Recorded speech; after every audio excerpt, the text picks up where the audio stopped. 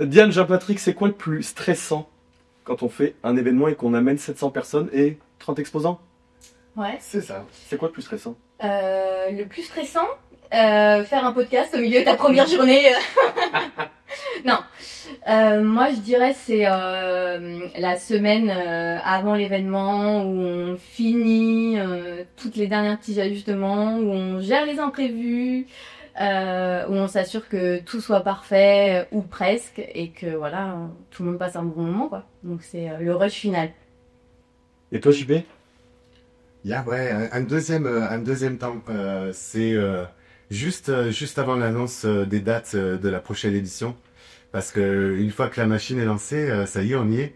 Et donc, ouais, là aussi, il y a certains impératifs à poser au préalable, voilà, s'assurer que on a le nécessaire pour pouvoir faire l'annonce. Donc ouais, je crois qu'il y a ces deux périodes-là. Juste avant l'annonce des dates officielles où ça y est, la machine est lancée. T'as pas de choix que de créer date. Ouais. Et tous les imprévus pour avoir une expérience visiteur au top, parce que comme on l'a vite fait aborder sur un des ateliers ce matin, il faut que rien ne se voit. Donc ouais, voilà, c'est peut-être ces deux moments-là, hein, qui sont un peu stressants. C'est ça, on est arrivé nous hier, la fleur au fusil avec nos cartons et nos canapés. Alors c'était assez serein, vous étiez pas, enfin de façade ça allait. On sentait bien que il fallait tout préparer, mais assez serein. Mais quand c'est vrai que nous on arrive, on voit que tout est prêt, la bouffe, les ateliers, mais bon, 650 personnes, c'est un taf monumental, quoi. Mais ça va toujours. Et ça va toujours. Pour celles et ceux qui ne vous connaissent pas, est-ce que vous pouvez vous présenter en 2 secondes et surtout de quel événement on est en train de parler? Ouais. Alors je vais commencer. Moi, c'est Diane, je suis chargée de communication à la Fédération régionale des offices de tourisme Provence-Alpes-Côte d'Azur. La fédération a la chance de porter du coup l'événement CM on the Beach qu'on est en train de vivre en ce moment. Et du coup, en tant que chargée de com de la fédération, je suis aussi chargée de com de CM on the Beach et organisatrice et tout le reste. Couteau suisse, voilà. Trop bien. Ouais.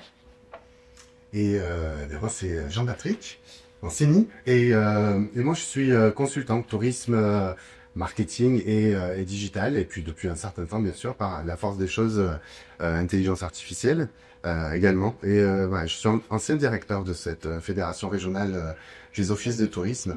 Ouais, complètement. Et puis, voilà, en quelque sorte, je suis retourné un peu à mes premiers amours en changeant de casquette, en allant vers le consulting. Je fais partie du groupe En Ligne des Réseaux.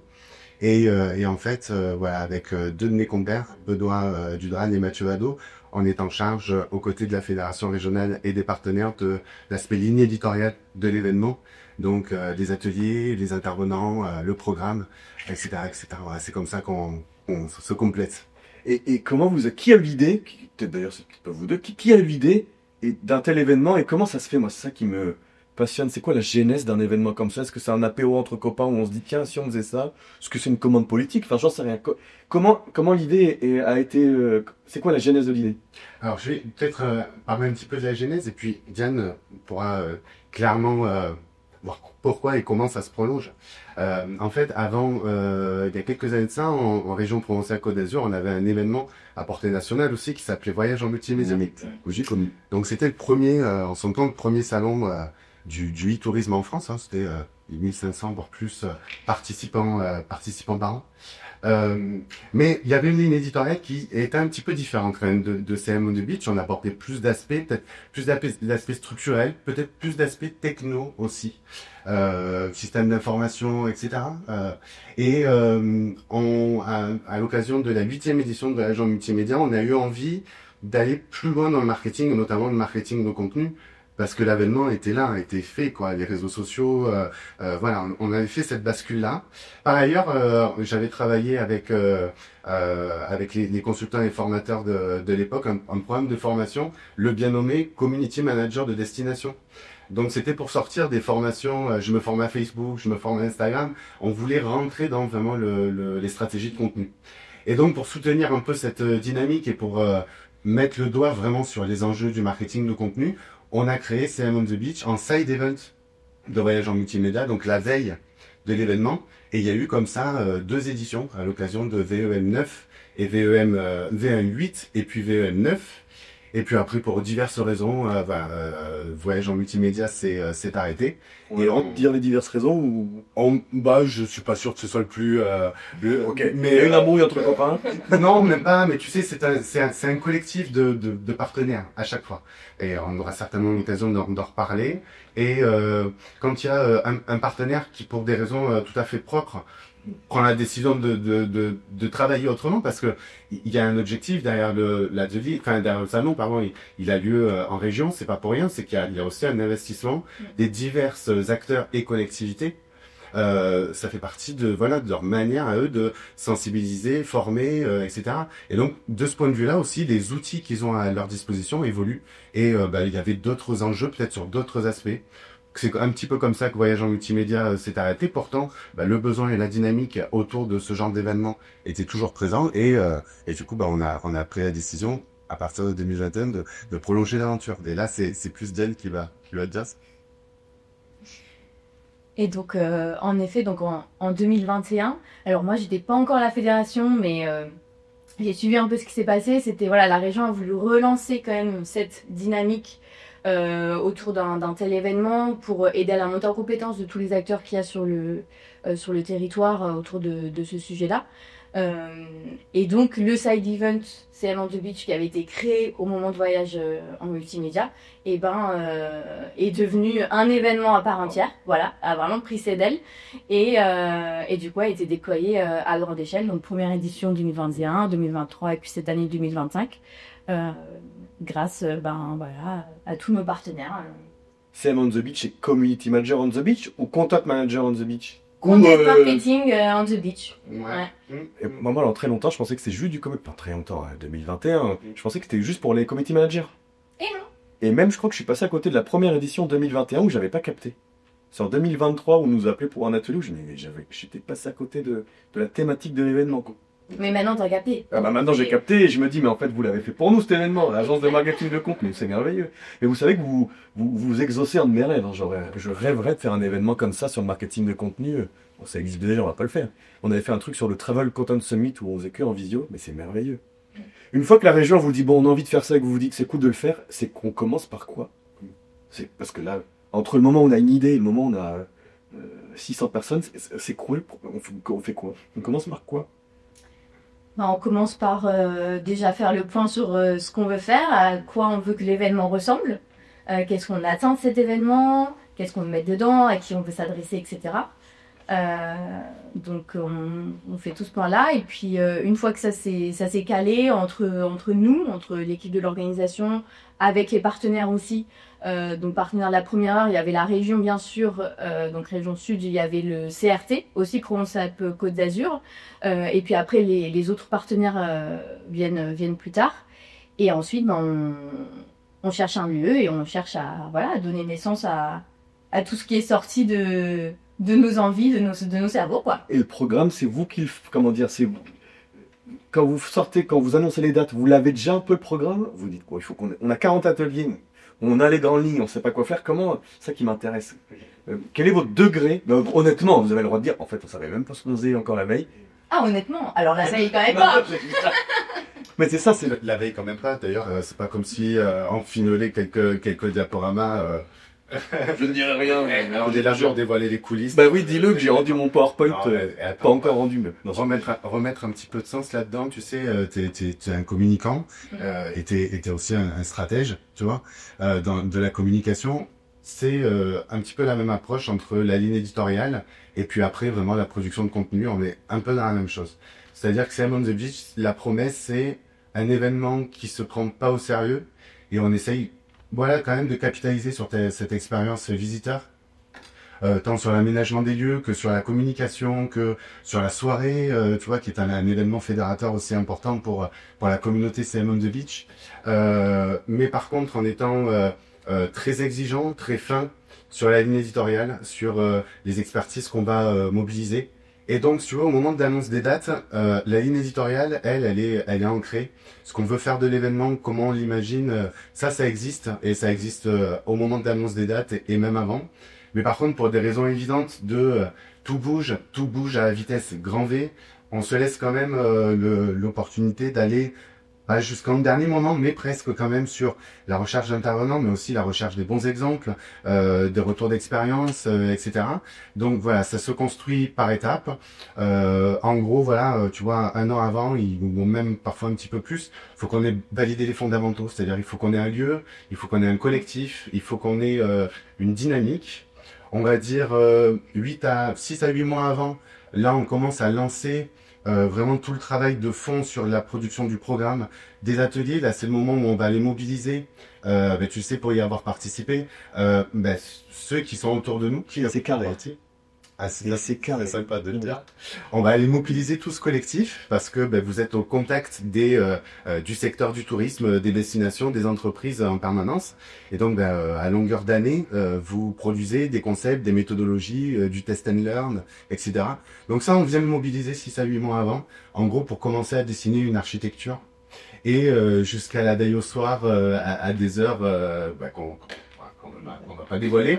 Là, pour le coup, on est dans la finesse on va le dire comme ça, pour que ce soit bien compris, puis je vais passer par telle étape pour aller vers telle autre, voilà, pour faire de la pédagogie, parce qu'on a des temps de parole qui sont malgré tout courts, même si l'événement dure 2 jours, mais avec des sujets qui ont des enjeux parfois ultra importants.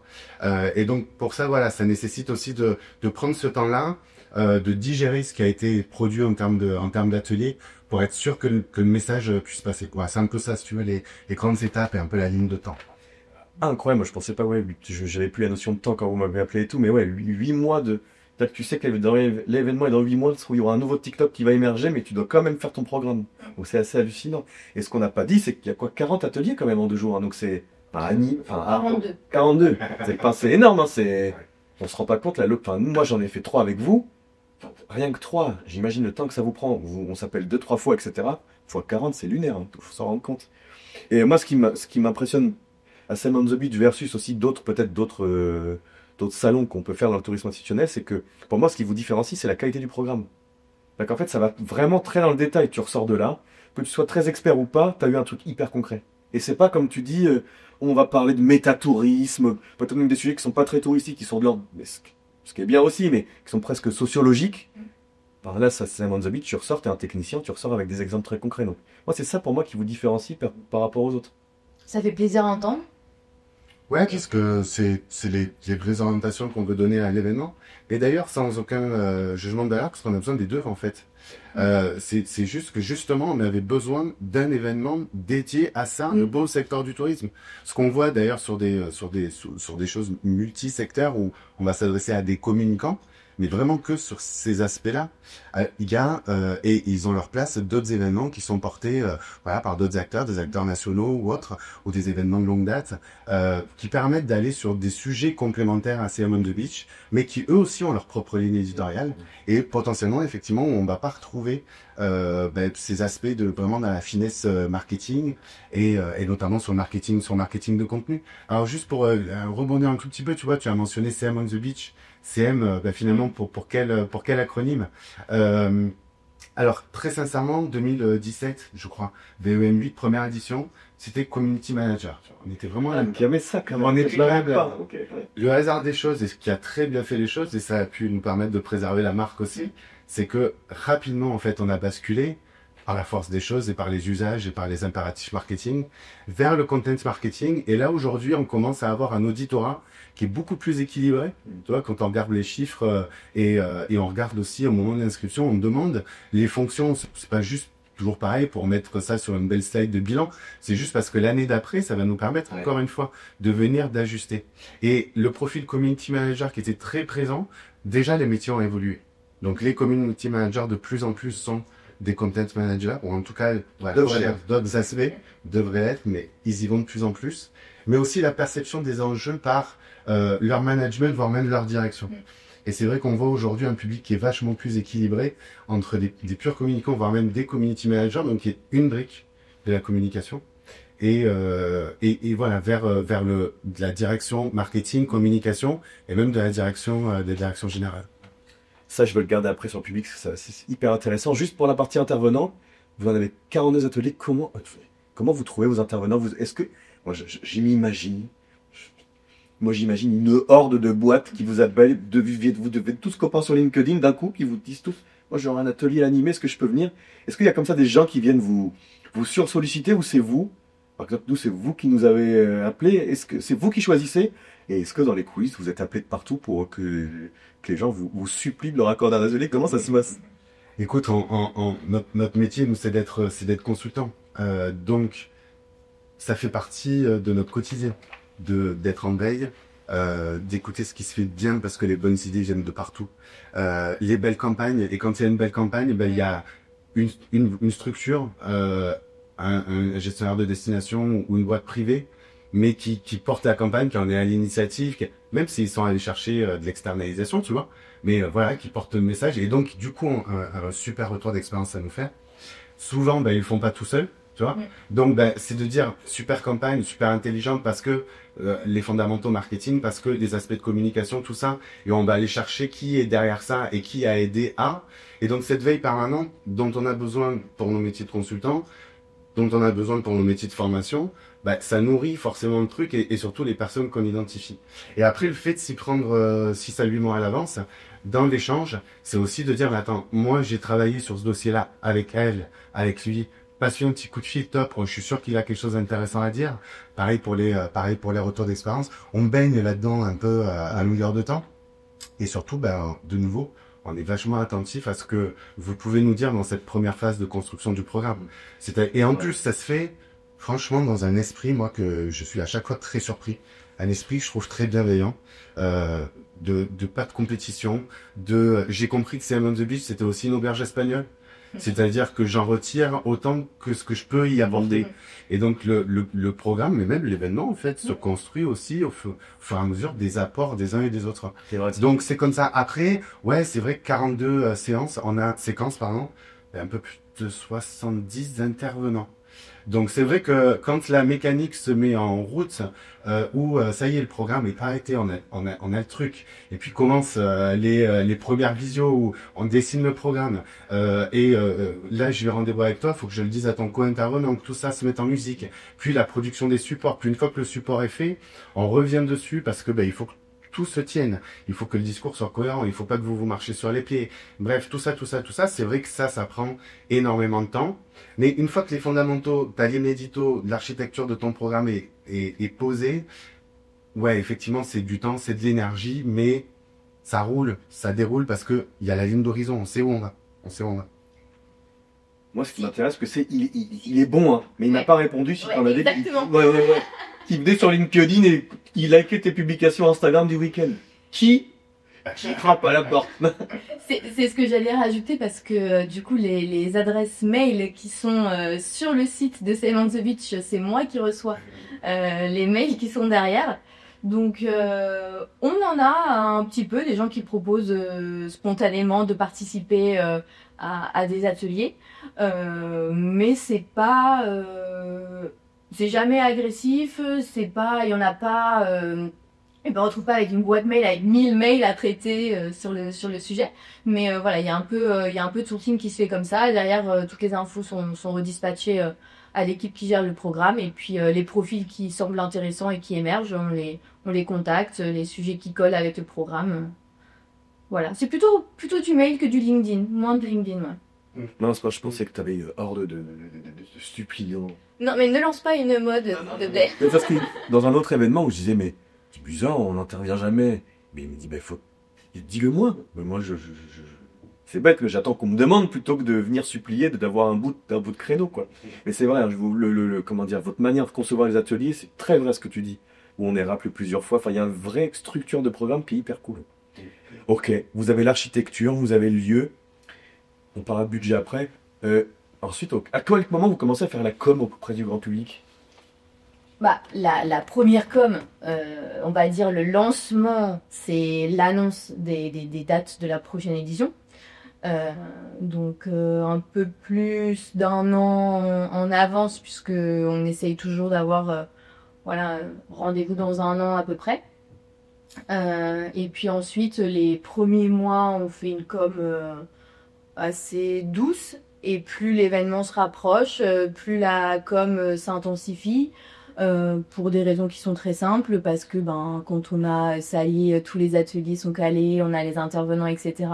Et ben c'est important de le partager à la communauté. Et c'est quoi vos outils d'acquisition? Il y a du payant, que du naturel, du LinkedIn, du mail, c'est quoi à peu près le mix média de votre com là-dessus? Il y a peu de payants, c'est pas une stratégie qu'on met en place particulièrement sur cet événement. Il y en a un petit peu, mais ça reste à la marge. Beaucoup de mailing, parce qu'on a quand même une base de données mailing qui est bien qualifiée. Donc, elle fait quoi? C'est quoi la taille qui fonctionne bien. On doit être autour entre 2 et 3. À peu près le double, je pense, des participants annuels, à peu près. Même plus. Un peu plus. Mm. Ouais. Et puis après, bon, les réseaux sociaux. LinkedIn est celui qui marche le mieux. Un peu Facebook et Instagram qui viennent en soutien. Et donc, entre guillemets, avec que ça, parce qu'en plus, vous avez 70 intervenants, qu'on voit même des communautés, c'est vrai que vous ne nous avez pas sollicité beaucoup sur le fait de, allez les gars, faites-nous un peu de pub. On l'a fait parce que c'est le but de tout le monde, mais ouais, vous êtes assez gentil là-dessus. Ouais. En fait, ça repose aussi sur les partenaires. C'est-à-dire, t'as les partenaires financeurs, t'as ceux qui vraiment structurent l'événement. Et puis après, tu as des parties prenantes avec qui il y a toujours du fond. C'est-à-dire que quand tu vois un logo, c'est pareil, hein, c'est quels sont vos enjeux autour des thématiques de CM on the Beach, sur quoi vous travaillez, quel message vous voulez faire passer, etc. Tout ça c'est aussi des phases 6 à 8 mois avant, parce que on en tient compte dans la ligne éditoriale. Et donc en fait, on s'appuie beaucoup sur des relais. C'est-à-dire que tu as des partenaires régionaux déjà, le comité régional de tourisme, Linkes, qui est le bureau des congrès régional, l'organisateur qui en local va aller mobiliser le tissu économique des professionnels du tourisme, parce que tu as vu que la ligne éditoriale, c'est pas uniquement pour les destinations. Tu vois, on a 30% à peu près de l'auditorat qui sont des professionnels prestataires touristiques, hébergeurs, prestataires d'activités ou autres. Et donc, ça passe beaucoup par ces relais-là qui ont une vraie légitimité, si tu veux, à aller communiquer auprès de leur communauté, qui par ailleurs, en plus de la ligne édito, y mettent justement leurs enjeux et les enjeux de ceux qu'ils ont l'habitude d'animer. Et donc quand tu as un partenaire comme les régionaux que j'ai déjà cités, mais Atout France, ADN, qui sont capables de communiquer sur l'événement, c'est vrai que ça peut donner l'impression que c'est pas CM on the Beach en direct, mais par contre, c'est géré, c'est anticipé, c'est un kit de com qu'on met à disposition et qui est assez bien fourni. C'est-à-dire, on donne du matos, tu vois, pour permettre aux uns et aux autres de communiquer. Donc, ça repose aussi beaucoup sur les partenariats. Et puis, un petit peu d'achat média aussi, parce qu'on a, comme dans tous les secteurs d'activité, un petit peu des médias qui, se ressortent et sont pas figure de, pas d'autorité, mais en tout cas, voilà, qui viennent de, influent, hein, je te remercie pour le vocabulaire. Déjà bien parlé ce matin, donc ça, tu l'as un peu, c'est parfait. Et donc voilà, tu vois, le carnet qu'on va sortir dans la revue Espace et qu'on avait sorti l'année dernière, donc on a un vrai partenariat média avec la revue Espace. Et comme, là aussi, on trahit pas notre ADN et ce qu'on est, c'est pas juste de l'encart et de l'achat de la newsletter, c'est que derrière, on va retravailler d'ailleurs avec vous, parce qu'on s'appuie sur les ateliers, on va aller produire un carnet, l'année dernière c'était une 50aine de pages, je crois, où on remobilise tout ce qui a été fait, et évidemment, ça sert la marque, la ligne éditoriale, ce qui fait que d'édition en édition, on est identifié. Les partenaires aussi gagnent en légitimité à communiquer sur l'événement, ce qui fait que voilà, du coup sur les leads et notamment sur le paid, on peut se permettre, tu vois, de lever un peu le pied, préserver les budgets, justement pour les mettre sur autre chose. C'est marrant, c'était ma transition. C'est quoi la fourchette, hein, si une confidentialité, c'est quoi leur budgétaire pour faire un événement comme ça? Je me rends pas compte si c'est en dizaines, en centaines de milliers, j'ai aucune idée de l'ordre de budget. Alors pour te donner un ordre de grandeur, on est plutôt en centaines qu'en dizaines. Voilà. Donc des centaines ou une centaine? Des centaines. Des centaines? Ouais. Purée. Ok. Donc, combien de centaines? Plusieurs. Plus que 2 centaines? Plusieurs. Voilà. Ouais. Ah ouais, et donc non, c'est un sacré budget pour un tel événement. Bon, il y a quand même beaucoup de choses entre l'événement en lui-même, bon, tu as dû le voir à la déco, mais la soirée, c'est quand même un budget aussi qui voilà, qui a sa place là-dedans. Donc non, il y a quand même voilà, il y a quand même beaucoup de choses à Puis moi, pour les payer beaucoup en tant qu'intervenant, j'imagine que ça, par exemple, ça nous coûte très cher. Comment dire, pour se prendre un ordre de grandeur en pourcentage, par exemple, sur 100%, je me rends pas compte, le lieu c'est beaucoup, c'est pas beaucoup finalement. La salle, Ouais, j'ai bien compris. Alors, je suis très mauvaise en chiffres et en calcul, donc je vais pas forcément pouvoir te donner un pourcentage parce que je l'ai pas calculé avant. Mais il faut savoir quand même que sur ce budget, bon, on a déjà parlé de nos partenaires plusieurs fois, mais on a quand même vraiment un gros soutien des partenaires. Donc, que ce soit du lieu ici, du Palais Neptune, en soutien, mais que ce soit surtout de la région et du CRT, puisque c'était vraiment aussi leur volonté de relancer cet événement. Donc il y a vraiment cet investissement de leur part, en fait, parce que l'idée de CM on the Beach, c'est pas de faire des bénéfices, c'est d'être à un équilibre, et c'est d'investir cet argent, ce temps sur ces 2 jours pour vraiment nourrir tous les professionnels qui viennent sur l'événement. Georges, certainement. Parce que les gens qui paient, Ouais. ça paye une grande partie de l'événement ou pas forcément? Oui, quand même. Oui. Okay. Ça paye, c'est la plus grosse participation. Bon, c'est vrai qu'on est au moins en 200 centaines de milliers, en 2 centaines de milliers d'euros. Ouais. Plusieurs, c'est au moins 2. Hein. Mais oui, tu as raison. Ça, mais j'imaginais pas du tout. C'est vrai, quand tu fais la somme du tarif pour revenir, non, c'est énorme. On n'imagine pas ne serait-ce que le coût d'un traiteur à l'âge de... On essaye vraiment d'avoir des tarifs qui sont adaptés et à tous les publics. En fait, donc c'est pour ça que sur notre billetterie, qui peut paraître compliquée pour certains, mais on a du coup plusieurs tarifs parce qu'on cherche vraiment à s'adapter aux différents publics. Et donc ça nous oblige aussi derrière à avoir une gestion budgétaire un peu, une dynamique. Et puis même quand tu regardes avec tes yeux d'humain, tu vois, je crois que c'est 300 et quelques euros le prix pour venir. Alors ça dépend du public. Ah oui, on va dire 3. C'est dans les 360 pour les agences. Par contre, pour les destinations et les entreprises touristiques, le premier tarif est autour des 200 euros. Et tu vois, pour les 2 jours. Hein. Et tu dis, c'est rien, t'assistes à 40 enfin pas 40, tu peux pas tout assister, mais le prix que ça te coûte pour l'apprentissage que t'en as, je pense qu'il faut leur dire aussi finalement, c'est rien du tout. C'est des contenus que t'auras jamais sur YouTube, quoi, donc... C'est clair. À l'échelle d'une entreprise ou d'une structure touristique, c'est rien, c'est que dalle, mais c'est rien du tout. Combien vous avez accueilli de personnes, là, sur les 2 jours, c'est de candidats, d'exposants, mais de visiteurs, pardon. Alors sur les 2 jours, je pourrais te le dire précisément demain soir, mais en termes de chiffres billetterie qui sont attendus, on est au-delà des 650 personnes présentes sur les 2 jours. Et vous êtes content de ça? C'était le chiffre que vous visiez ou c'était au-delà ou comment? On est content. Après, on fait plus. Nous, on accueille toutes les personnes qui ont envie de participer, c'est avec plaisir. Mais non, on est content de ce taux de participation là. On a réussi à se maintenir en changeant de lieu, en passant donc de Mantes de lieu avant à Toulon ici. On a même augmenté très légèrement le nombre de participants, donc on est vraiment sur une bonne dynamique malgré tous les changements qu'il y a eu. Donc on est satisfait. Je sais pas, JP, si...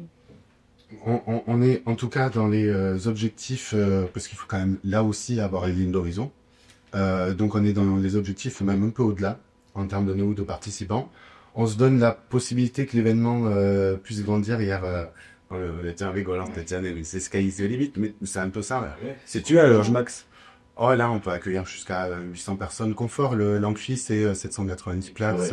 Il y a 900, toujours par terre. C'est ça. Mais comme disait l'autre, l'intendant suivre. Hein, si l'événement doit aller plus loin, doit aller grandir. Voilà, surtout ce qu'on regarde aussi, c'est le taux de fidélisation. Tu vois, vous le connaissez, ça pour nous c'est hyper important. On a plus d'un visiteur sur 2 à chaque édition, tu vois, qui sont alors peut-être pas la fois d'avant, mais la fois d'encore avant, oui, parce que le calendrier, parce que tout un tas de choses.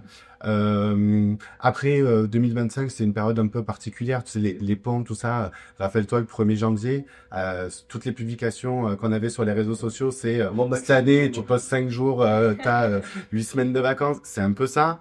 Mais comme là aussi, si tu veux, il y a tellement de curseurs à ajuster que elle pallie aussi à sa programmation. Globalement, c'est les dates un peu sur lesquelles on est. C'est vrai que cette année, pour ces raisons-là, c'est comment dire, un peu moins facile.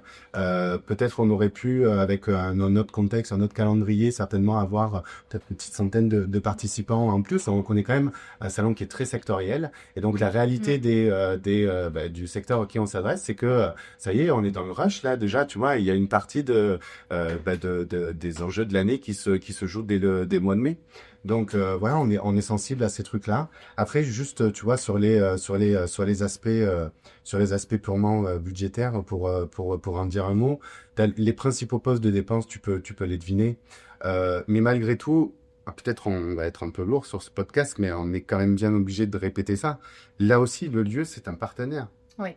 C'est-à-dire que le fait gratuitement. Non. Alors, non, parce que c'est trop énorme. Je plaisante. Pour être dans la Parce que c'est juste qu'on va se garder là pour en mettre en extrait, tu vois, pour le. Mais en fait, c'est un appel à candidature. Et donc cet appel à candidature qu'on fait passer aux différents lieux d'accueil, des congrès et autres qui peuvent nous accueillir, il y a toute la partie événement, quoi. Voilà, on a besoin de ça, on a besoin de pouvoir accueillir tant de salles, on a besoin d'un amphi, on a besoin de pouvoir faire ça. Et puis il y a toute une deuxième partie où, de la même manière, on cherche quelqu'un qui joue le jeu, enfin quelqu'un, une structure, un territoire même, parce que là tu peux aller, c'est aussi la métropole de Provence-Méditerranée qui nous accueille, l'office de tourisme, etc. Et de la même manière, on cherche un partenaire qui est dans l'esprit de cette auberge espagnole et qui, compte tenu des enjeux aussi en local, réalise cette part d'investissement parce que derrière, c'est les professionnels de TPM, donc de la métropole de Toulon, qui vont pouvoir bénéficier de ça. Et en fait, ce sont les mêmes enjeux pour chacun des partenaires financeurs. Il y a une part d'investissement pour eux, ça fait partie. C'est un des outils de leur plan d'action d'évolution des métiers, notamment du marketing, de la communication. D'abord pour effectivement leur auditorat et ensuite l'objectif c'est de porter ça à une échelle nationale parce que déjà ça contribue au modèle économique et puis ça permet d'aller chercher alors je dis au fin fond du Finistère sans aucune notion péjorative, c'est juste que on dessine la grande diagonale en France, mais du coup ça justifie aussi cette portée nationale d'aller chercher toutes les bonnes idées où qu'elles se trouvent. Et donc c'est là aussi un équilibre, tu vois, de passer d'un financement, de structure financière et partenariale très régionale, parce que ça répond à des enjeux très locaux, et de porter ça à une échelle nationale pour aller compléter le modèle économique sur l'auditorat notamment, et puis aussi sur la partie showroom, prestataire, parce qu'il faut, pour justifier votre présence aussi, que vous puissiez faire ce qui est une partie de votre métier, c'est-à-dire discuter avec des prospects, renouveler vos clients, entretenir ceux qui le sont déjà, et en plus, ça justifie d'aller chercher, comme je te l'ai dit, des bonnes idées où qu'elles se trouvent, et pas uniquement avec une contrainte qui serait une contrainte géographique. Mais comment dire, c'est malin parce que ça reste accessible pour une certaine partie des institutions qui peuvent pas aller à d'autres salons parce que géographiquement c'est plus loin pour eux, mais c'est très malin. Pourquoi tous les 2 ans? Et je vois l'heure qui tourne et quand vous avez des ateliers après, on va bientôt finir et vous allez manger. Pourquoi une fois tous les 2 ans? Parce que c'est un rythme qui nous convient. Et parce que ça permet aussi au niveau du programme d'avoir vraiment de la nouveauté et chaque 2 ans. Du coup, nous on a tendance à dire à chaque fois l'année dernière, l'année prochaine, mais mais on se comprend. Voilà. Et donc oui, au niveau du programme, il y a aussi cet enjeu-là de vraiment revenir à chaque fois avec de la nouveauté. Par exemple, si je prends juste le sujet de l'intelligence artificielle, on en avait déjà parlé en 2023. On était au début, finalement, et aujourd'hui, à l'édition de 2025, on a du coup 2 ans de recul où on a pu voir comment ça se passait, comment les gens se sont appropriés, qu'est-ce qui a évolué, parce que ça a évolué si vite. Et donc ce rythme-là nous permet aussi ce travail au niveau des contenus et du programme en fait. Trop bien. Donc pas de grandes exclusivités, il n'y aura pas de salon l'année prochaine, c'est dans 2 ans. C'est rendez-vous en 2027. On a déjà les dates ou pas? Pas encore. Ah, ils sont là, mais avec des grands malins. Pas une petite exclue, regarde, on a fait une petite demi-heure, plus personne n'est là. Non, sincèrement, les dates sont pas encore posées. Les périodes, on va y réfléchir. Non, puis surtout, vraiment, on a besoin de poser les choses. Hein. Tu sais, là aussi, l'un des trucs auxquels on tient, et on remercie vraiment tous les participants de jouer le jeu. Tu sais, vous allez tous recevoir un petit questionnaire de satisfaction. Et ça paraît rien. Et là aussi, c'est pas pour remplir des PowerPoint. Hein, c'est que, tu vois, ce matin, tu as participé aux ateliers experts social media. Ben ça date du questionnaire d'évaluation de 2021, où en gros la communauté nous a dit, on s'en est pris plein la gueule. C'est ouais, ok, mais vous pouvez encore y aller quoi. Allez-y, allez dans le dur. On est des communicants, c'est notre métier, on est main dans le cambouis toute l'année, et donc vous pouvez encore... Et on les a pris au jeu, tu vois, on les a pris au mot, pardon, et on a dit, bah ok, on va démarrer l'événement en disant, voilà, on va faire une grille entre les ateliers experts social media, les ateliers experts SEO. Tu démarres l'événement avec 2 confs. Tu vois, c'est ça, c'est un peu ça, tu te prends 2 claques, mais au moins ça te met dans le bain.